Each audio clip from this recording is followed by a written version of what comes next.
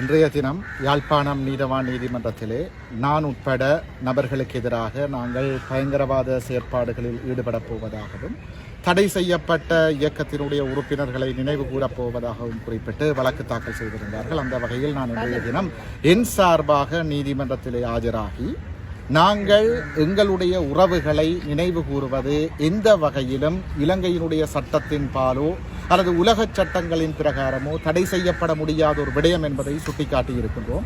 என்னுடைய மனைவியினுடைய தகப்பனார் ஊடகவியலாளர் ஐயாத்துரை நடேசன், அவரும் படுகொலை செய்யப்பட்டவர். அவரை நாங்கள் நினைவு கூறுவது இலங்கையினுடைய சட்டத்தின் பிரகாரமோ அல்லது உலக சட்டத்தின் பிரகாரமோ எவராலும் தடை செய்யப்பட முடியாத ஒரு விடயம். இவ்வாறு ஒவ்வொரு உறவுகளுக்கும் தங்களுடைய உறவுகளை இழந்திருக்கிறார்கள். அவர்களை இந்த புனிதமான வாரத்திலே நினைவு கூறுவது எந்த வகையிலும் சட்டவிரோதமாகாது என்ற விடயத்தையும் சுட்டிக்காட்டியிருக்கிறோம்.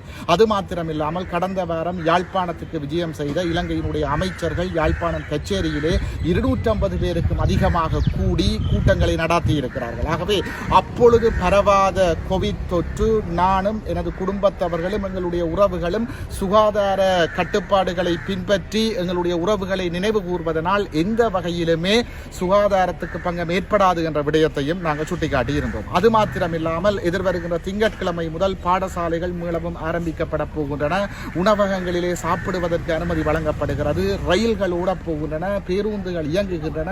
ஆகவே நாடு வளமைக்கு திரும்பிக் கொண்டிருக்கின்ற ஒரு வேளையிலே தமிழ் மக்கள் மாத்திரம் தங்களுடைய இறந்த உறவுகளை நினைவு கூறுவது எந்த வகையிலும் சட்டத்தை மீறாத ஒரு விடயம். ஆகவே நான் என்னுடைய உறவை நினைவு கூறுகின்ற உரித்தை நீதிமன்றம் உறுதிப்படுத்த வேண்டும் என்று எங்களுடைய வாதத்தை முன்வைத்திருக்கின்றோம்.